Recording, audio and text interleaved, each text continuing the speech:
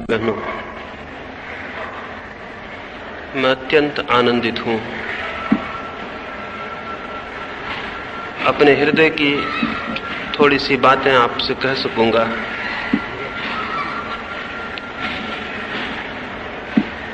जीवन में बहुत लोग इतनी नासमझी, इतने अज्ञान,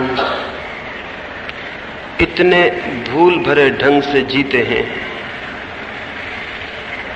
कि न तो उन्हें जीवन के आनंद का अनुभव हो पाता और न वे उस संगीत से परिचित हो पाते हैं जो उनकी हृदय की वीणा पर बज सकता था, और न वे उन फूलों की सुगंध को ही उपलब्ध होते हैं जो कि उनके प्राणों को सुवासित कर सकती थी। बहुत कम लोग, बहुत थोड़े से लोग, करोड़ों और अरबों लोगों में कोई एकाध जीवन के अर्थ और अभिप्राय को उपलब्ध होता है। आज की इस चर्चा में तुम सबसे मैं इस संबंध में थोड़ी बात कहूं कि तुम्हारा जीवन कैसे उस कला को, उस आर्ट को सीख सके कि तुम्हारे जीवन में वैसा दुर्भाग्य फलित न हो जो कि अधिक लोगों का भाग्य बनता है। अभी तुम्हारे जीवन का प्रारंभ और शुरुआत है। कोई ठीक ठीक बीज, कोई ठीक दिशा तुम्हारे जीवन को मिले तो संभव है कि जो सबके साथ होता है वो तुम्हारे साथ न हो और तुम्हारे भीतर जीवन अपनी परिपूर्णता में, अपने पूरे संगीत में विकसित हो सके। इसके पहले कि मैं कुछ उस संबंध में तुमसे कहूं, एक छोटी सी घटना कहूंगा ताकि उससे बात शुरू हो सके। माओ से तंग ने अपने बचपन का एक छोटा सा संस्मरण लिखा है। उसने लिखा है, मैं छोटा था तो अपने बचपन की एक ही बात मुझे सबसे ज्यादा याद आती है, और वो बात ये है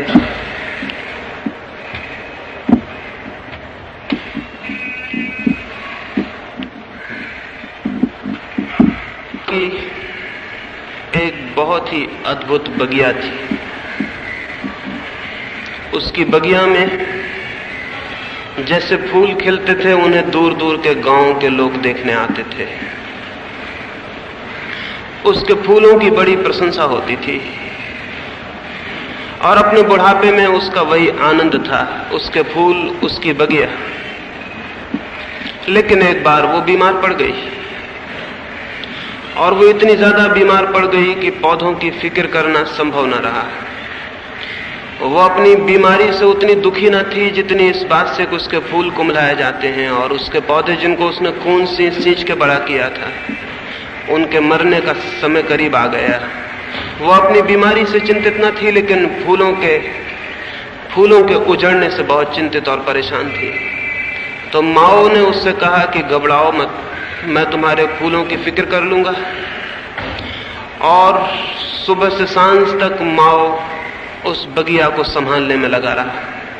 लेकिन 2-4 दिन बीते, उसकी सारी चेष्टाएं ऐसी मालूम पड़ी जैसे व्यर्थ जा रही हैं। बगिया उजड़ती ही चली गई, फूल कुम्हलाते चले गए, पत्ते सूखने लगे और पौधे मृतप्राय हो गए।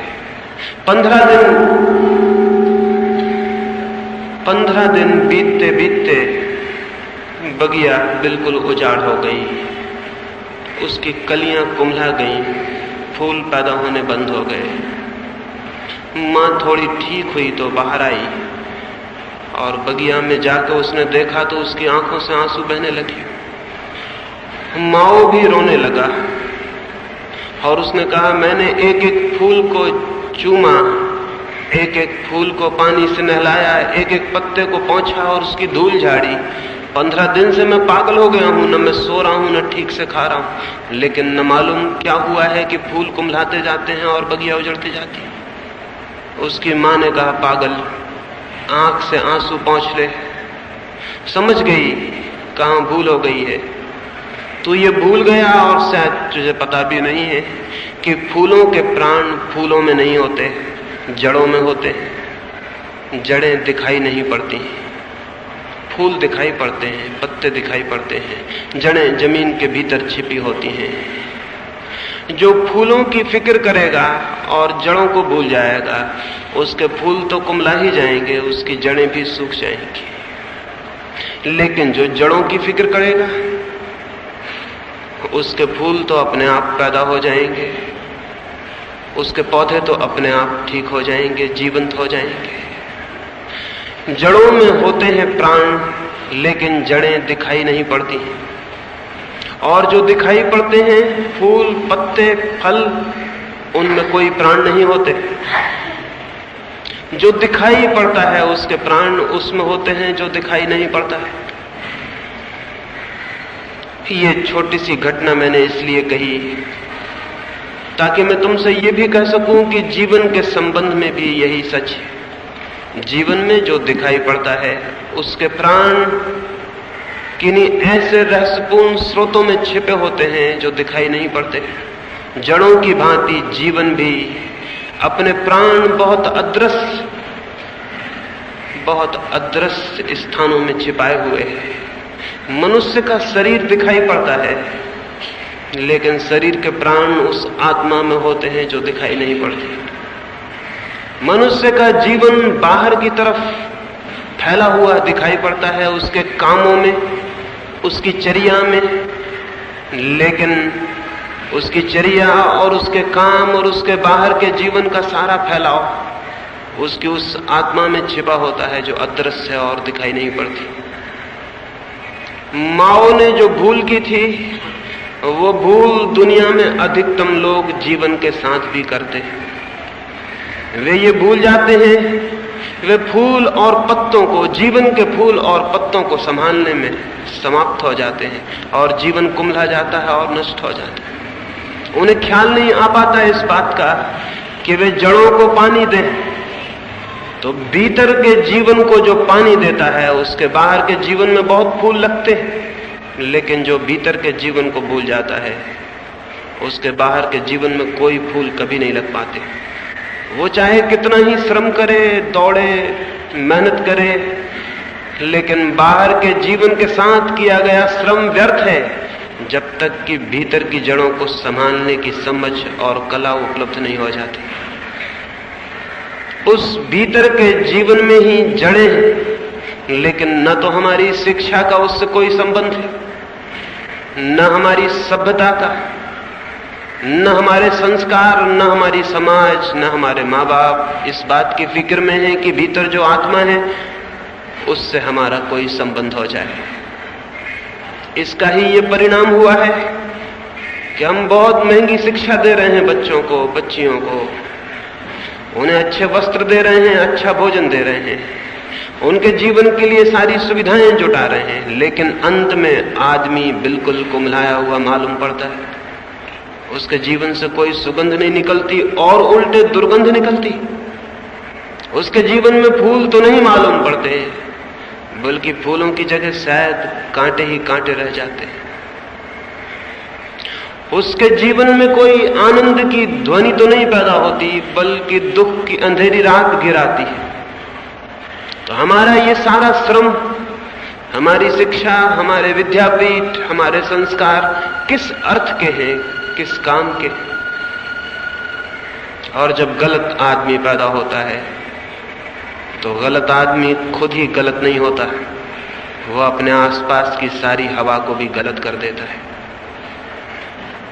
और तब एक ऐसी दुनिया बन गई है जो बहुत दुख से भरी है, बहुत पीड़ा से, उसमें कोई आनंद का पता भी नहीं है।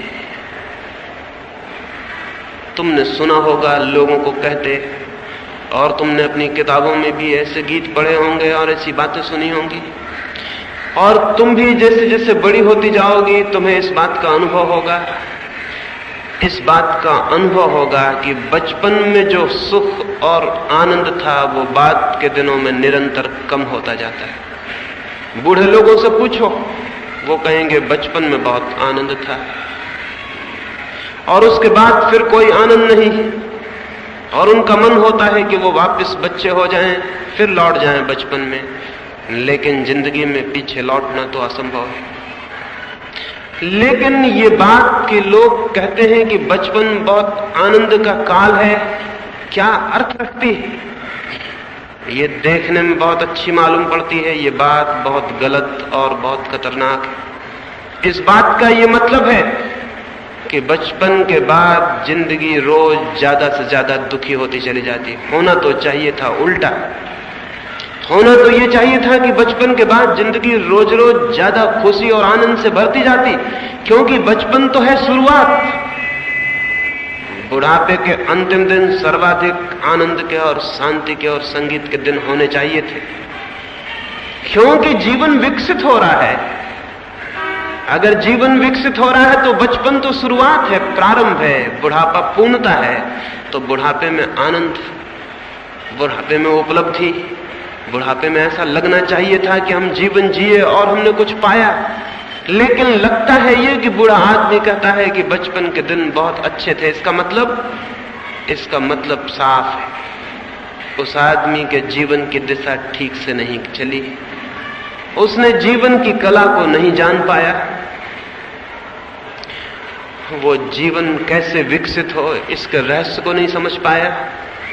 वो उन सूत्रों को नहीं पहचान पाया जिनके द्वारा जीवन निर्मित होता, कुछ उपलब्ध होता, कोई संपदा मिलती। लेकिन ये सबके साथ सच है। तुम अभी छोटी हो, लेकिन तुम्हें अभी भी इस बात की खबर मिलनी शुरू हो गई होगी कि बचपन के दिन अच्छे थे। अगर तुमको ऐसा लगने लगा हो तो तुम समझ लेना कि तुम्हारी जिंदगी गलत रास्तों पर चलनी शुरू हो गई। खुशी बढ़ती जानी चाहिए, जीवन के साथ आनंद बढ़ता जाना चाहिए। रोज रोज लगना चाहिए कि कल कुछ भी न था, आज जो है उसके सामने। हर दिन जब आए नया दिन तो वो और बड़ी खुशी और बड़ा संगीत और बड़ा सौभाग्य लेकर आना चाहिए। तभी तुम समझना कि तुम्हारा जीवन ठीक दिशा में चल रहा है।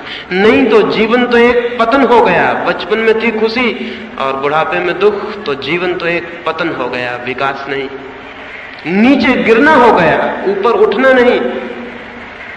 ये तो बड़ी आश्चर्य की बात है, और ये इतनी आश्चर्य की बात भी हमें दिखाई नहीं पड़ती है।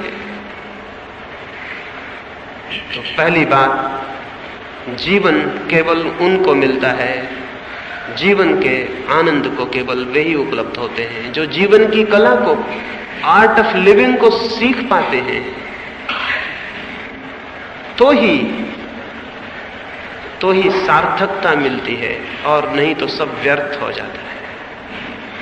मनुष्य पैदा तो बहुत होते हैं, लेकिन जीवन को बहुत थोड़े से लोग जान पाते हैं। कौन से रास्ते हैं जिनसे जीवन जाना जा सके और पाया जा सके? पहली बात, बिल्कुल आधार में, बुनियाद में जो बात जाननी जरूरी है वो ये जो मैंने जड़ों के संबंध में कही। जीवन की कला, सबसे पहले जीवन की जड़ों को जानने की कला है। ये जानना जरूरी है कि मेरे जीवन का केंद्र कहां है, जहां से प्राण शक्ति पाते हैं। वो कहां है? वो बाहर है या भीतर? वो मेरा शरीर है या शरीर से भी कोई और गहरी चीज?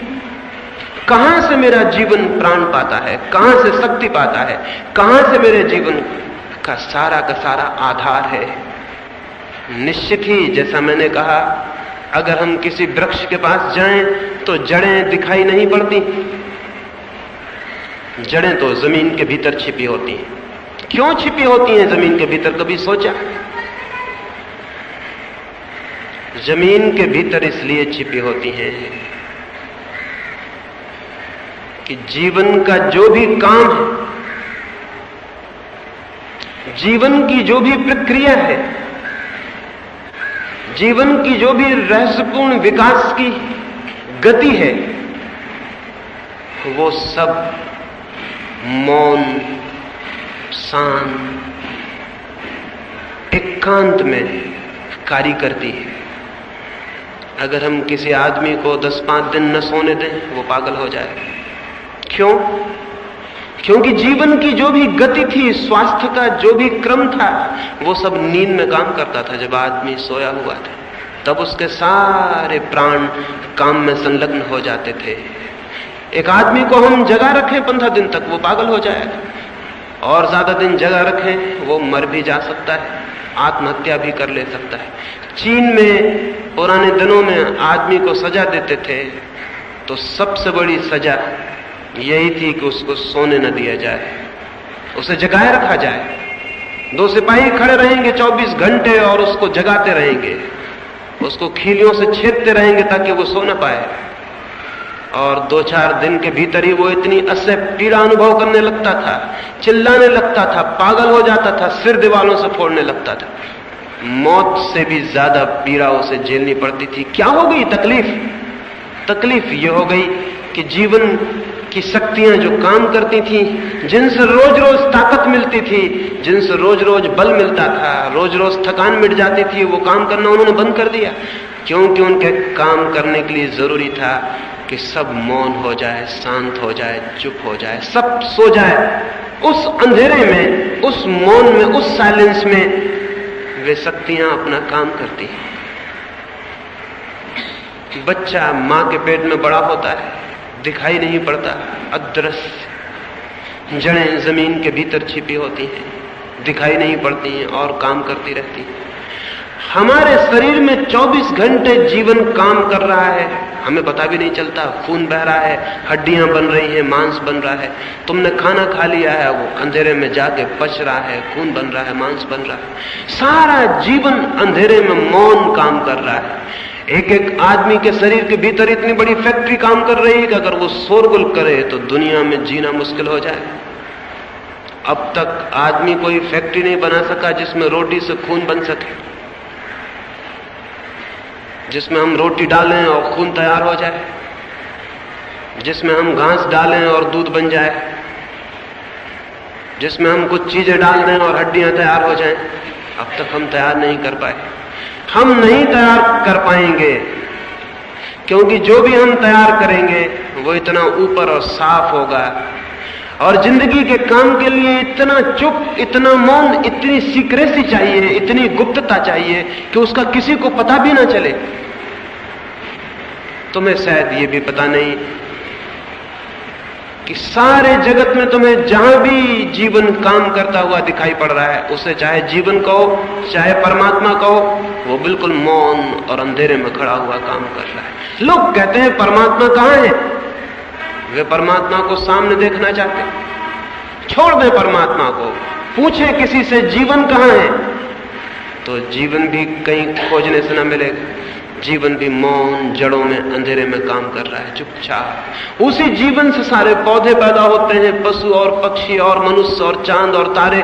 उसी जीवन की अंधेरे में छिपी हुई प्रक्रियाओं से सब कुछ पैदा हो रहा है। लेकिन नासमझी में ये हो सकता है कि हम मान लें कि जो दरख्त दिखाई पड़ रहा है ऊपर जमीन के, वही सच है, भीतर छिपी हुई जड़ें है ही नहीं, क्योंकि दिखाई नहीं पड़ती।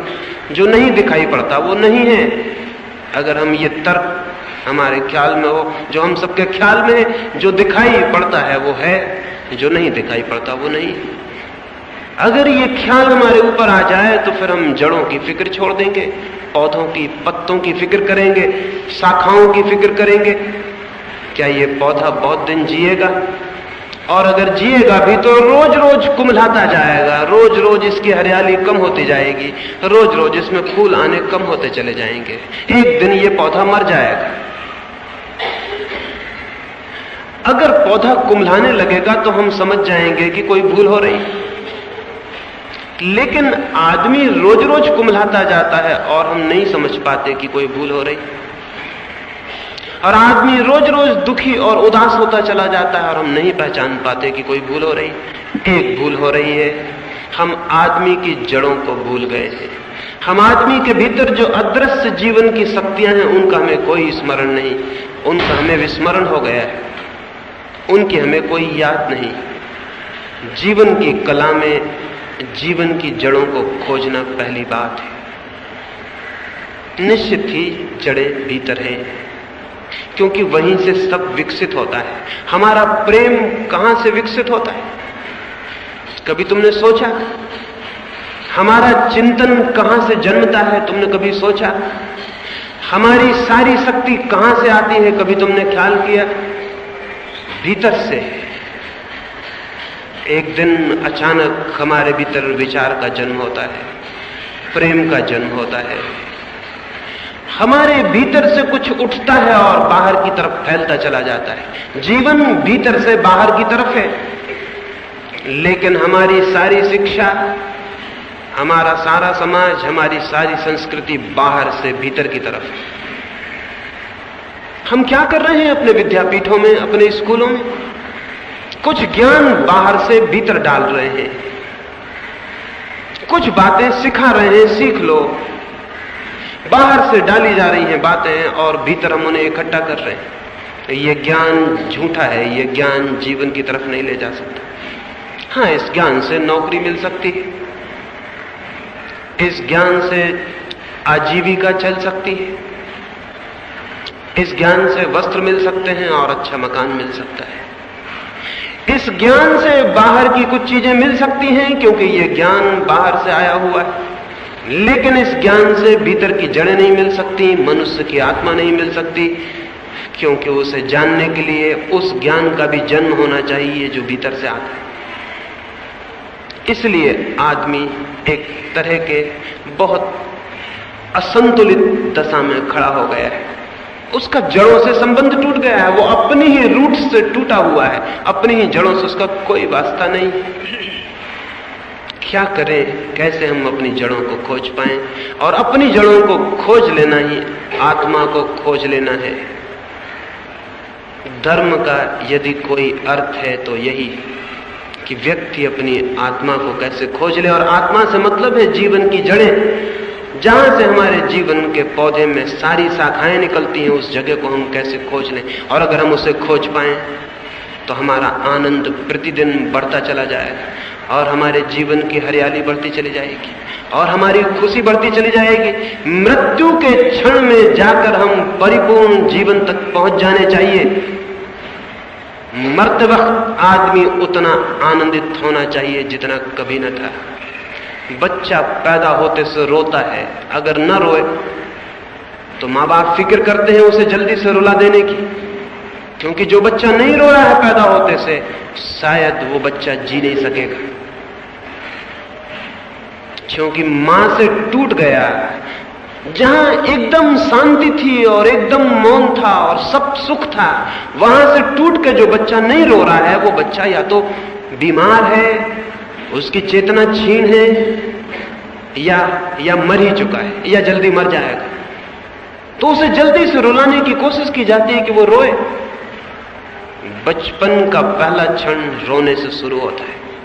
मृत्यु का अंतिम क्षण हंसने पर पूरा होना चाहिए। अगर बच्चा रोने से शुरू नहीं करता तो बीमार है, गलत है, मर जाएगा, बचेगा नहीं। और अगर बूढ़ा आदमी हंसते हुए नहीं मरता तो समझना चाहिए वो भी मरा हुआ जिया, वो भी जीवित नहीं था। जन्म की शुरुआत है रुदन, मृत्यु की पूर्णता होनी चाहिए परिपूर्ण हंसी पर। एक फकीर दिन रात हंसा करता था। लोगों ने कभी उसकी आंख में आंसू नहीं देखे, कभी पीड़ा नहीं देखी, कभी उदासी नहीं देखी। फिर उसके मरने का दिन करीब आ गया और उसने अपने मित्रों को इकट्ठा किया, जो बहुत थे, क्योंकि जो आदमी जीवन भर हंसा है उसके मित्रों की कोई कमी रह जाएगी। जो आदमी जिंदगी में रोया है उसके शत्रु तो होंगे, मित्र उसके नहीं हो सकते, क्योंकि मित्रता का सेतु तो हंसना है। रोने से तो हम लोगों से टूट जाते हैं। रोते हुए आदमी का कौन मित्र होना चाहता है? हम अपनी ही उदासी से परेशान हैं और एक उदास आदमी को मित्र बनाएंगे तो बोझ और बढ़ जाएगा। रोते हुए आदमियों से कौन संबंध जोड़ना चाहता है? दुखी और उदास और पीड़ित आदमियों को कौन अपने हृदय के निकट लेना चाहता है? इसलिए दुनिया में मैत्री कम होती जाती है, प्रेम कम होता जाता है, क्योंकि हर आदमी उदास और दुखी है। फिर चाहे वो पत्नी हो किसी की, या पति हो, या मित्र हो, या पिता हो, या पुत्र हो, सब उदास है, इसलिए जीवन से मित्रता की सारी सुगंध चली गई, प्रेम का सारा आनंद चला गया। वो आदमी जीवन भर हंसता रहा था, जो भी उसके निकट आया था उसका मित्र हो गया था। तुमने कभी हंसते हुए फूलों से शत्रुता की है? कांटों का कोई शत्रु हो सकता है, लेकिन फूलों का कौन होगा शत्रु? और जो आदमी जीवन में आनंदित है वो उस फूल की भांति हो जाता है जिसकी सुगंध सभी को प्रेम में बांध लेती। उस आदमी के सभी मित्र थे। जब उसके मरने की खबर उड़ी तो लाखों लोग उस छोटे से गांव में इकट्ठे होने लगे, और वो सुबह आ गई जब उसने कहा था कि मेरी श्वासें समाप्त हो जाएंगी। और शायद तुम्हें ये भी मैं कह दूं कि जो आदमी दुख में जीता है वो मृत्यु से इतना डरा रहता है, इसी कारण उसे अपनी मृत्यु का कोई पता नहीं चल पाता। लेकिन जो परिपूर्ण आनंद में जीता है उसे क्रमशः दिखाई पड़ने लगता है कि अब उसके डूबने का और विदा होने का क्षण आ गया। जैसे नदी जब सागर में गिरने लगती है तो उसे दिखाई पड़ जाता है कि आ गया सागर सामने, ऐसे ही जो आदमी आनंद में जीता है वो जानता है उस क्षण को कि कब उसकी श्वासें बिखर जाएंगी और अनंत में लीन हो जाएंगी, और कब उसके प्राण महाप्राण से जुड़ जाएंगे, कब उसकी नदी सागर में गिर जाएगी। उसे दिखने लगता है, क्योंकि जो आनंदित है, डरा हुआ नहीं है, उसकी आंखें खुली होती हैं। जो डरा हुआ है, भयभीत है, दुख से भरा, उसकी आंखें बंद होती हैं। इसलिए सबसे बड़ी चीज जो दिखाई पड़ जानी चाहिए थी अपनी जीवन सरिता का परमात्मा के महासागर में मिलने की जो घड़ी, वो भी उसे दिखाई नहीं पड़ती। बंद आंखें कुछ भी नहीं देख सकती, और आंखें आंसुओं से बंद हो जाती है, दुख से बंद हो जाती है। तो वो आदमी को खबर हो गई कि कल सुबह विलीन हो जाएगा वो। बहुत मित्र उसके इकट्ठे हो गए। उसने उन सारे मित्रों को कहा, मेरे मित्रों, मेरी एक प्रार्थना है, मैंने जीवन भर तुमसे कुछ भी नहीं चाहा, कोई आकांक्षा नहीं की, फिर भी तुमने मुझे बहुत कुछ दिया। मैंने तुमसे मांगा नहीं था, लेकिन मेरी झोली हमेशा भरी रही। सच तो यह है, जो मांगता है उसकी झोली हमेशा खाली रह जाती, जो नहीं मांगता उसकी झोली भर जाती। जो नहीं मांगता उसे देने का मन होता है, जो मांगता है उससे बच जाने की इच्छा होती है। इसलिए जीवन में वे लोग बहुत पा जाते हैं जो नहीं मांगते, और वे लोग भिखारी रह जाते हैं जो मांगते हैं। स्मरण रखना है इस बात को, जो चीज चाहनी हो उसे मांगना मत। तो उसने कभी नहीं चाहा था, बहुत उसे मिला था। उसने अपने मित्रों से कहा, बहुत तुमने मुझे दिया बिना मांगे, अब एक बात मैं मांगता हूं, अंतिम, ये मुझे दे देना। मैं मर जाऊं तो मेरे वस्त्र मत बदलना। मैं जो वस्त्र पहन के मरूं उनको ही पहना के तुम मुझे दफना देना। रही स्नान करने की बात, उस मुल्क में भी जहां की ये घटना है, आदमी मर जाता था तो उसे स्नान करवाते थे। उस आदमी ने कहा, मैं खुद स्नान किए लेता हूं ताकि तुम्हें स्नान करवाने की तकलीफ ना उठानी पड़े, और मेरे कपड़े मत बदलना। उसने स्नान कर लिया, उसने कपड़े पहन लिए और वो लेट रहा, और उसने हाथ जोड़ के अपने मित्रों से विदा ले ली। उसकी आंखों में बड़ी चमक थी, उसके चेहरे पे बड़ी रौनक थी, उसके होठों पे बड़े गीत थे, जैसे वो किसी बड़े मिलन को जाता हो, जैसे मृत्यु नहीं, कोई बहुत प्रियजन से मिलने की यात्रा करता हो। वो चल बसा। उसने चाहा था, इसलिए उसके कपड़े न बदले गए। लोग रोने लगे और उदास और दुखी हो गए, और आंसुओं से भरे हुए उसे वे मरघट की तरफ ले गए। जब उसे चिता पर चढ़ाया, आंखों में आंसू थे, हृदय में आह थी, लेकिन जैसे ही उसकी लाश चिता पर चढ़ी, थोड़ी देर में उस मरघट पर जुड़े हुए वो लाखों लोग हंसने लगे। क्या हो गया? मरघट पर कभी कोई हंसा है? लेकिन वो आदमी बड़ा गजब का होगा। उसने अपने वस्त्रों में फुलझड़ी और फटाके छिपा रखे थे। आग लग गई चिता में, फुलझड़ियां फूटने लगी, फटाके आवाज करने लगे, लोग हंसने लगे, और लोगों ने कहा, धन्य था वो व्यक्ति, जिया तो हंसता हुआ, मरा तो हंसता हुआ, और हम उसे विदा रोते हुए न दें, इसलिए वो फुलझड़ी और फटाके भी अपने साथ रख के सो गया, ताकि हम हंसते हुए उसे विदा दें। जीवन अगर ठीक ठीक हो तो न केवल वो आदमी हंसता हुआ जिएगा, बल्कि उसके जीवन के करीब जो आएंगे वे भी हंसेंगे और खुशी से भर जाएंगे। न केवल वो हंसता हुआ जिएगा बल्कि हंसता हुआ मरेगा। और उसकी मृत्यु भी एक बड़ी पवित्रता और प्रेम की घटना होगी, और उसकी मृत्यु भी एक मंगल वर्षा की तरह जीवन पर छा जाएगी। लेकिन मृत्यु हमारी मंगल वर्षा करे ये तो बहुत दूर, हमारा जीवन ही मंगल वर्षा नहीं कर पाता। ये तो दूर कि हमारी मृत्यु भी लोगों के लिए आनंद की वर्षा बन जाए, हमारा जीवन ही लोगों के लिए आनंद नहीं बन पाता। हमारा जीवन भी दूसरों को दुख देता है। हम जिस ढंग से जीते हैं उस ढंग से हम हर एक को दुख देते हैं जो हमारे निकट आता है। असल में हम गलत जीते हैं, इसलिए हम दुख देंगे ही। तो पहली बात जाननी जरूरी है, जीवन का ठीक ठीक विकास निरंतर आनंद की ओर है, पर वो तभी हो सकता है। पौधे का विकास निरंतर हरियाली, फूल और फल की ओर है, लेकिन वो तभी हो सकता है जब जड़ों से संबंध हो और जड़ों का ख्याल हो, फिक्र हो, जड़ों को पानी मिले। हमें जड़ों का ख्याल नहीं। तो मैं जड़ों की याद दिलाना चाहता हूं, और जड़ों की याद से मेरा मतलब है आत्मा की याद। किन सूत्रों से तुम्हें यह याद आ सकेगी? पहला सूत्र, हमेशा इस बात का ध्यान रखना कि जिसे अपनी आत्मा को, जड़ों को, आनंद को, मुक्ति को, जो भी जीवन में सुंदर और सत्य है उसे पाना हो, उसे भीतर से बाहर की ओर जीना है, बाहर से भीतर की ओर नहीं। भीतर से बाहर की ओर जीना है, बाहर से भीतर की ओर नहीं। ये बात थोड़ी कठिन है, मैं समझाऊं तो शायद तुम्हारे समझ में आ सके। हम अभी जैसा जीते हैं बाहर से भीतर की ओर जीते। बाहर से भीतर की ओर जीने का सूत्र है अनुकरण, दूसरों का अनुकरण। बाहर से भीतर की ओर जीने का सूत्र है अनुकरण, दूसरों का अनुकरण। हम बच्चों को सिखाते हैं राम जैसे बन जाओ, बुद्ध जैसे बन जाओ, गांधी जैसे बन जाओ। ये बाहर से भीतर की तरफ जीने की तरकीब हुई। ये गलत बात है। जो बाहर से भीतर की तरफ जिएगा धीरे धीरे उसकी आत्मा खो जाएगी, क्योंकि आत्मा का जन्म और आत्मा का विकास तो भीतर से बाहर की तरफ जीने से होता है। बाहर से भीतर की तरफ जीने का सूत्र है अनुकरण, भीतर से बाहर की तरफ जीने का सूत्र है व्यक्तित्व, इंडिविजुअलिटी। किसी के पीछे मत जाना, कभी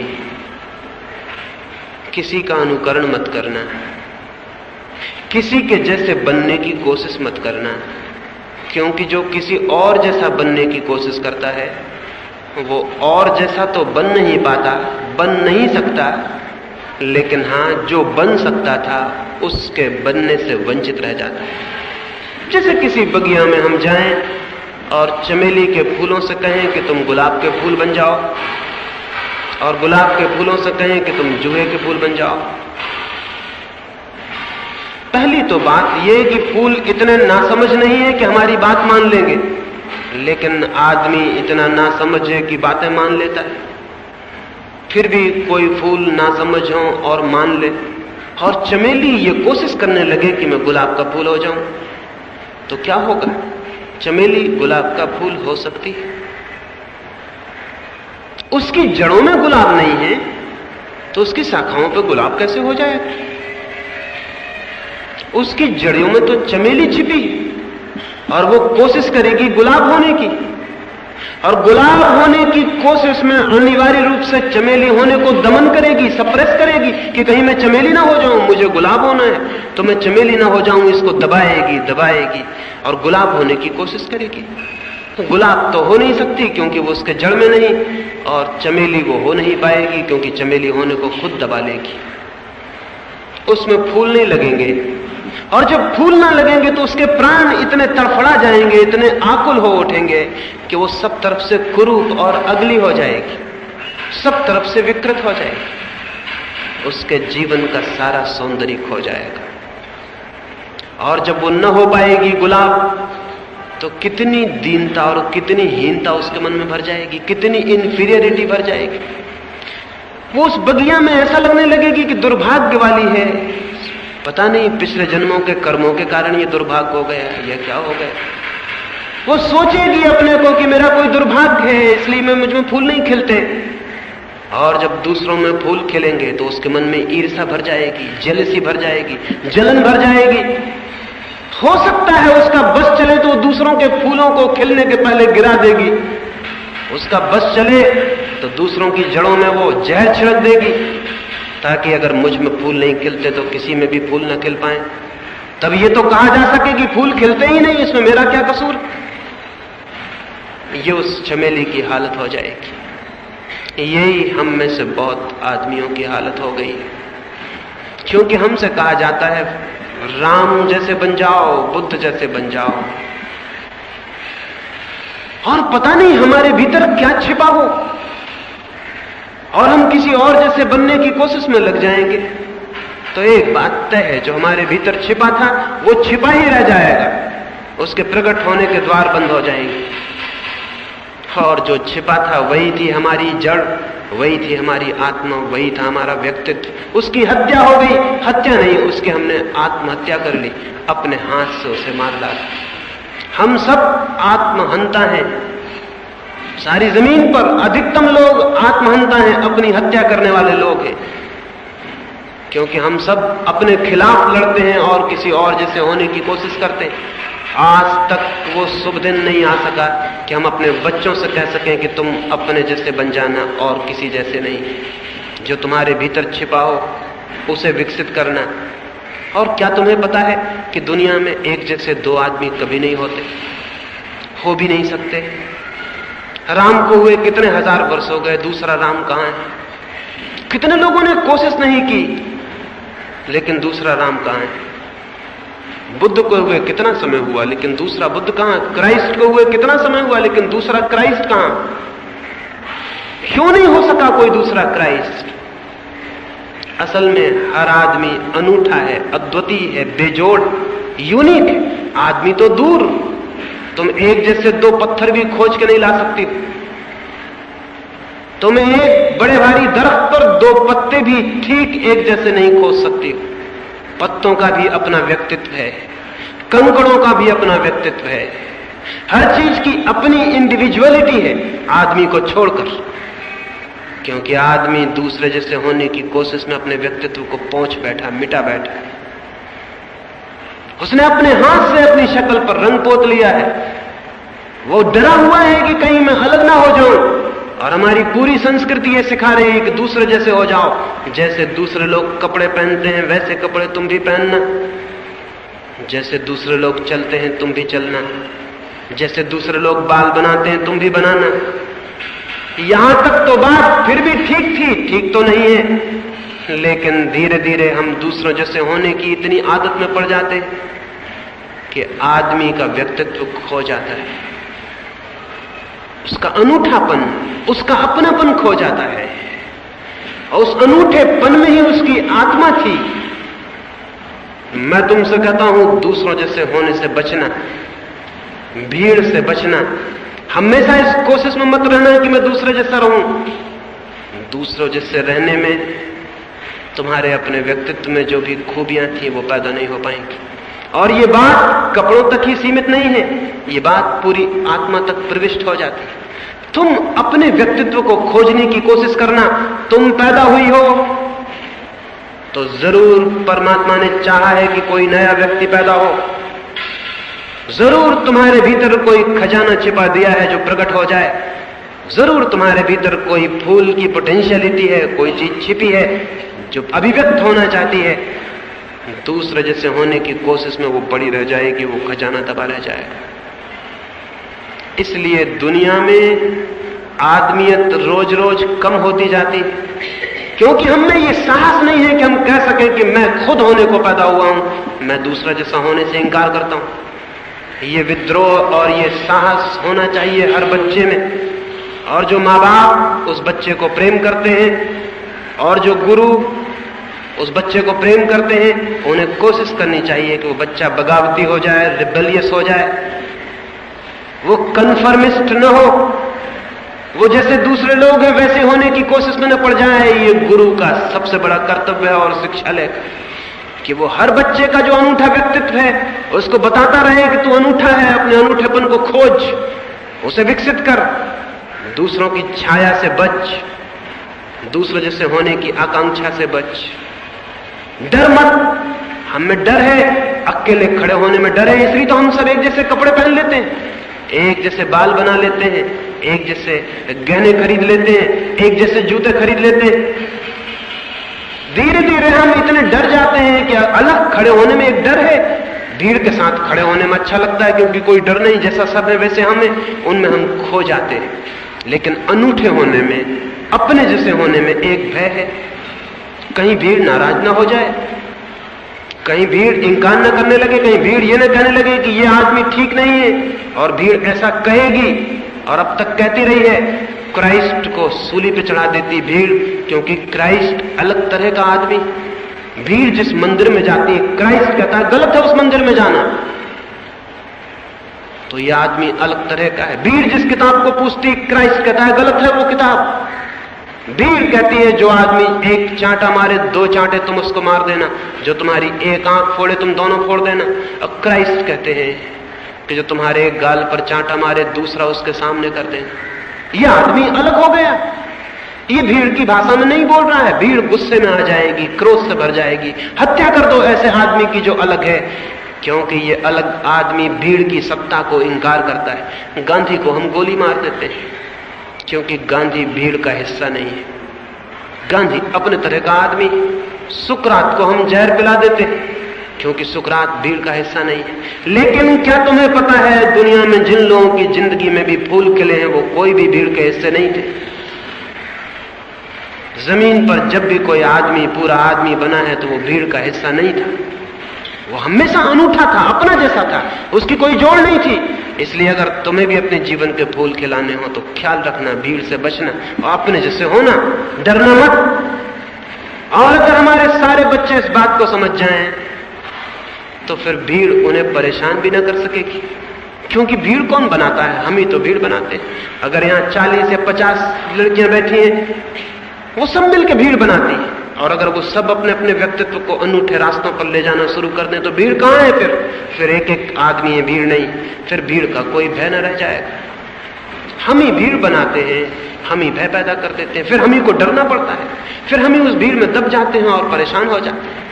तो पहला सूत्र है अपनी जड़ें खोजने का, अनुकरण मत करना, अपने व्यक्तित्व को खोजना। अपने व्यक्तित्व की खोज में बड़ा साहस चाहिए, करेज चाहिए, हिम्मत चाहिए।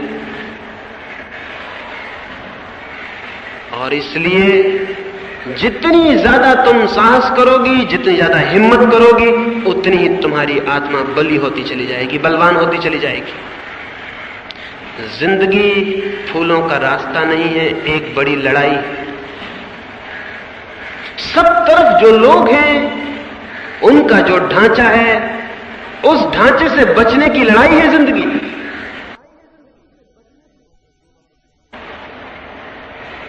एक युवक एक विश्वविद्यालय से शिक्षा लेकर वापस लौटा था।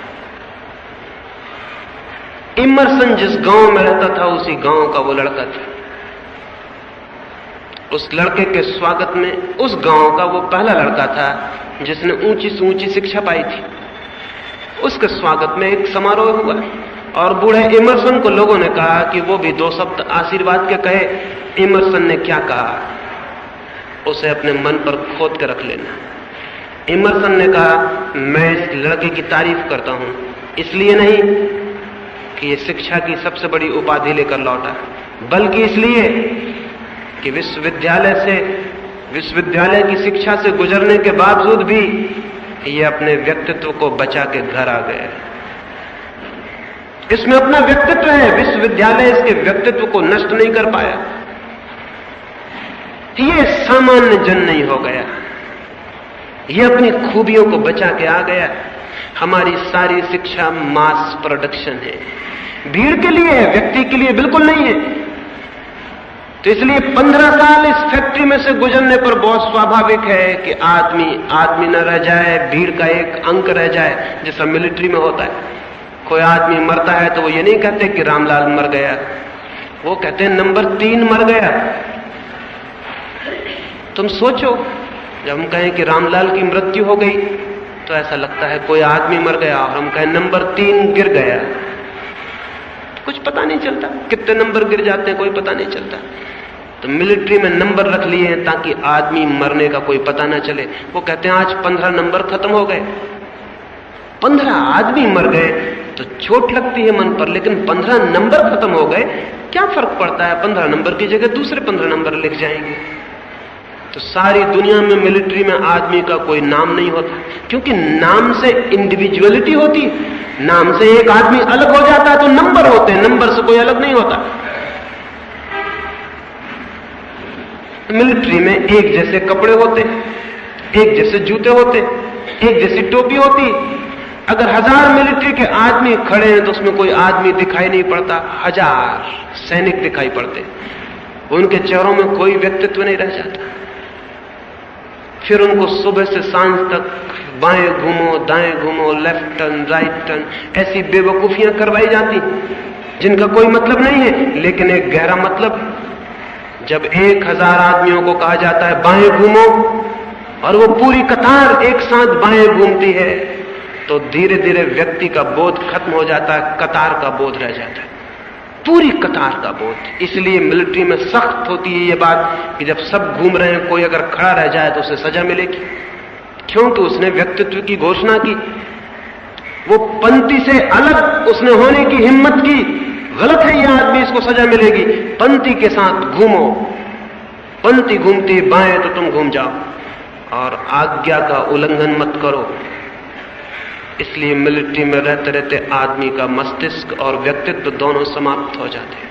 तभी तो मिलिट्री का आदमी इतनी हिंसा कर पाता है, हत्या कर पाता है। अगर उसमें समझ हो, व्यक्तित्व हो, इतनी हत्या नहीं कर सकता। जिस आदमी ने हिरोशिमा पर एटम बम गिराया, उससे पीछे किसी ने पूछा कि तुम्हें कुछ लगा नहीं कि तुम क्या कर रहे हो? ये 1 लाख आदमी मर जाएंगे तुम्हारे बम गिराने से।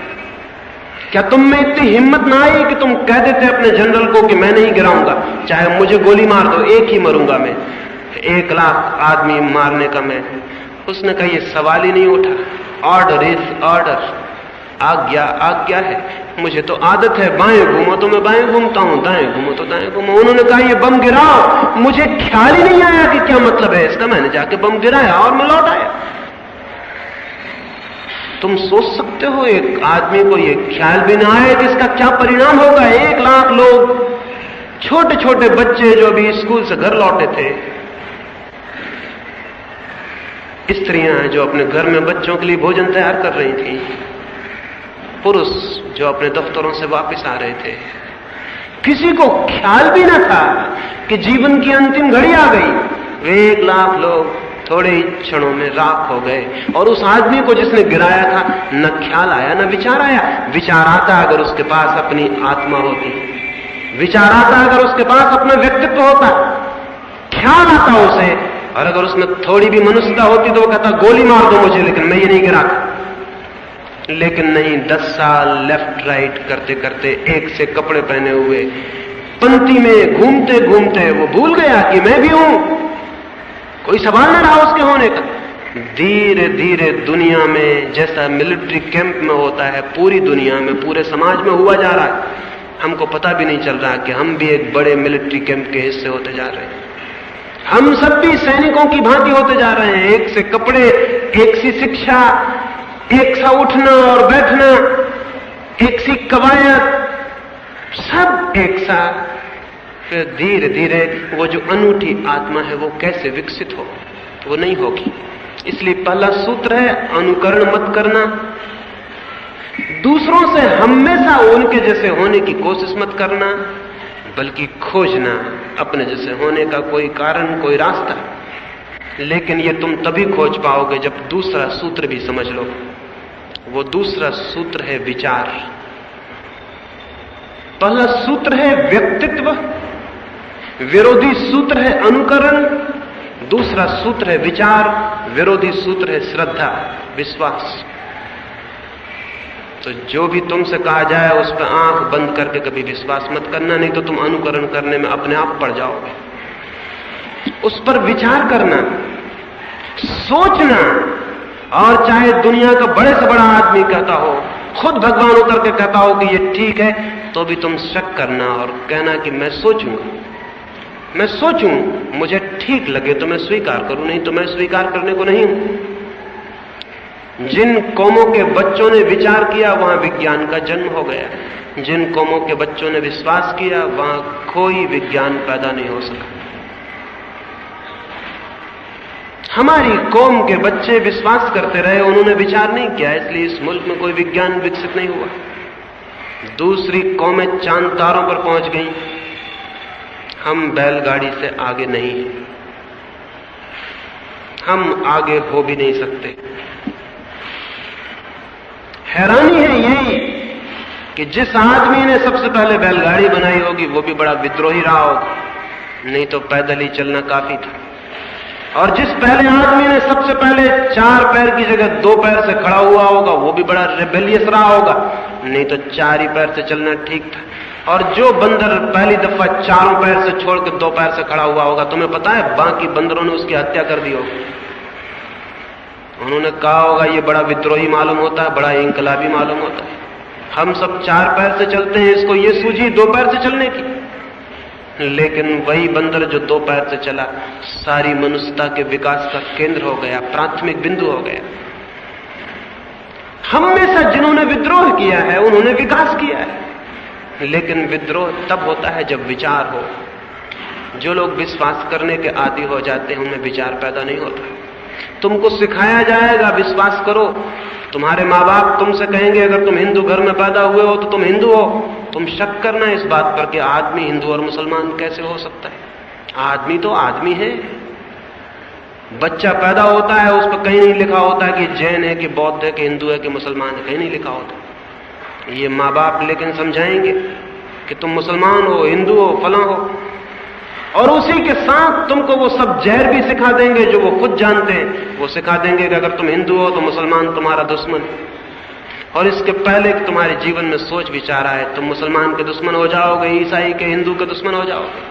और ये दुश्मनी मनुष्य को इतना परेशान कर रही है जिसका कोई हिसाब नहीं। लेकिन तुम अगर विचार करो तो तुम्हारे मन में ये ख्याल आएगा कि बच्चे तो बच्चे की तरह पैदा होते हैं। एक मुसलमान का बच्चा और एक हिंदू का बच्चा साथ रखा जाए तो उनमें कोई कल पता चल सकेगा कि ये अलग धर्म का है, ये अलग धर्म का नहीं। कल वो एक दूसरे की हत्या कर सकेंगे नहीं। कल वो मस्जिद में आग लगा सकेंगे, हिंदुस्तान और पाकिस्तान बना सकेंगे नहीं। वो बच्चे इस तरह की बेवकूफियां नहीं करेंगे। लेकिन जिन पीढ़ियों ने ये बेवकूफियां की हैं वो पीढ़ियां तुम्हें अपनी नासमझियां भी सिखाने की कोशिश करेंगी, और वो तुमसे कहेंगी विश्वास करो हमारी बात पर। इसलिए अगर तुम्हें कभी अपने जीवन में अपनी आत्मा खोजनी हो तो विश्वास मत करना।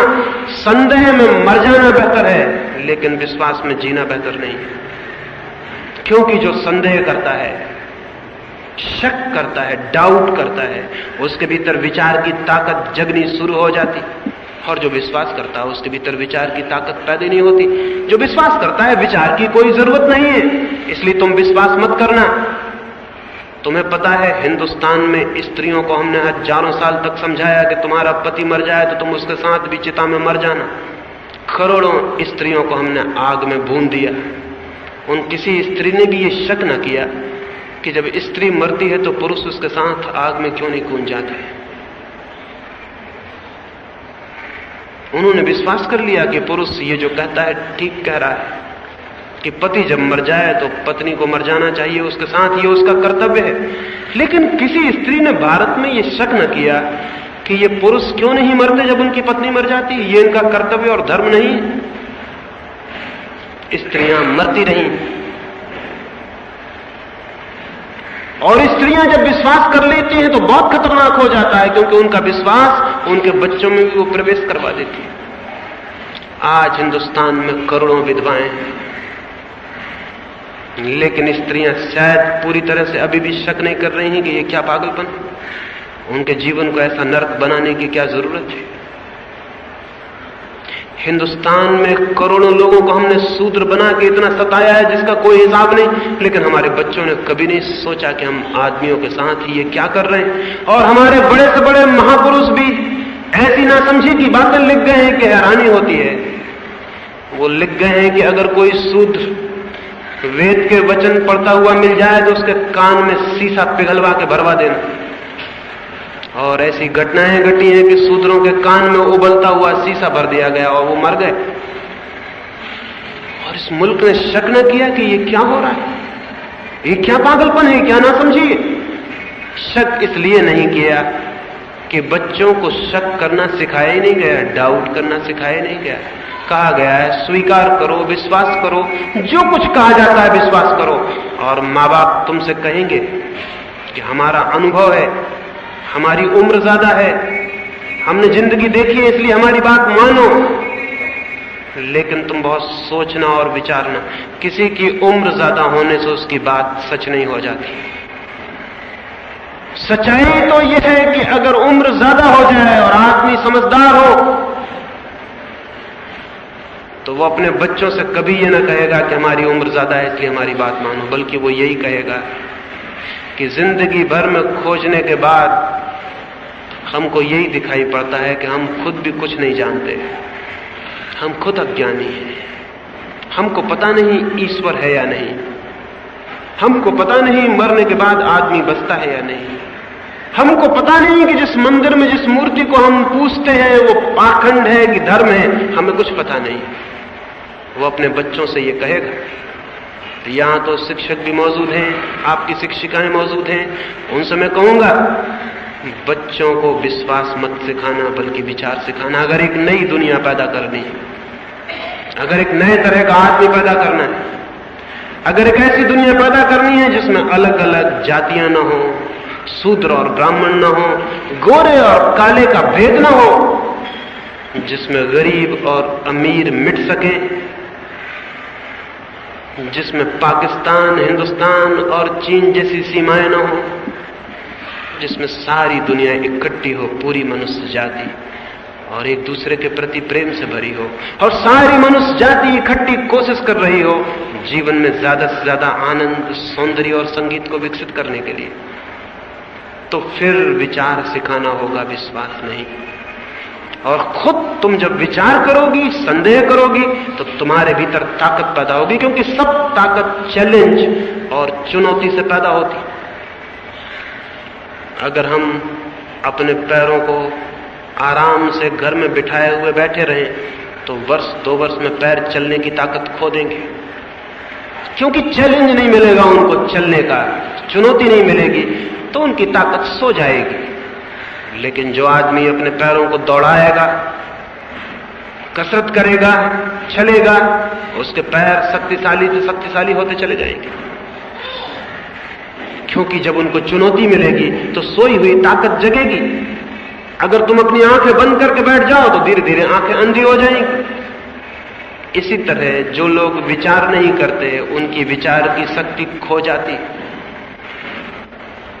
फिर वो अंधे की तरह दूसरों के कंधे पर हाथ रखने के चलने के आदी हो जाते, और तब कोई भी शैतान और कोई भी चालाक अपना कंधा तुम्हारे सामने कर देगा और कहेगा चलो, और तुम उसके कंधे पर हाथ रख के चलने लगोगी। हिटलर ने जर्मनी में लोगों को सिखाया यहूदियों की हत्या कर दो, क्योंकि यहूदियों के पाप के कारण हमारा मुल्क विकास नहीं कर रहा है। बिल्कुल ही अजीब, नासमझी से भरी हुई बात, लेकिन जर्मनी कौम विश्वास करने की आदी थी। हिटलर ने जब जोर जोर से चिल्ला के कहा कि मानो यही सच है, रेडियो ने यही कहा, अखबार ने यही कहा, किताबों ने यही कहा, तो मान लिया जर्मनी के लोगों ने कि यहूदियों की हत्या करनी जरूरी। 30 लाख यहूदियों की हत्या कर दी गई, 500 यहूदी रोज मारे जाने लगे। हैरानी होती है हमें। जिन्ना ने मुसलमानों को कह दिया इस्लाम खतरे में, और मुसलमान राजी हो गए कि इस्लाम खतरे में, और हिंदुस्तान में लाखों लोगों की हत्या हो गई, जमीन कट गई, पाकिस्तान बन गया, हिंदुस्तान बन गया। कोई कुछ कह दे, लेकिन जो हम आदी हैं विश्वास करने के, हम मानने को राजी हो जाएंगे कि ठीक है। बच्चों को सिखाना है विचार करना, ताकि कल कोई जिन्ना, कल कोई हिटलर, कोई मुसोलिनी, कोई स्टालिन इन बच्चों को बर्बाद न कर सके और इनसे कुछ ऐसा काम न करवा सके जो अब तक करवाया जाता रहा। 5000 सालों में 15,000 युद्ध लड़े गए, 15,000 युद्ध, और 15,000 युद्धों में क्या हुआ है उसकी हम कल्पना भी नहीं कर सकते। ये तभी बंद हो सकता है जब हम विचार करना सिखाएं। विचार सीखो और लड़ना सीखो, डरो मत।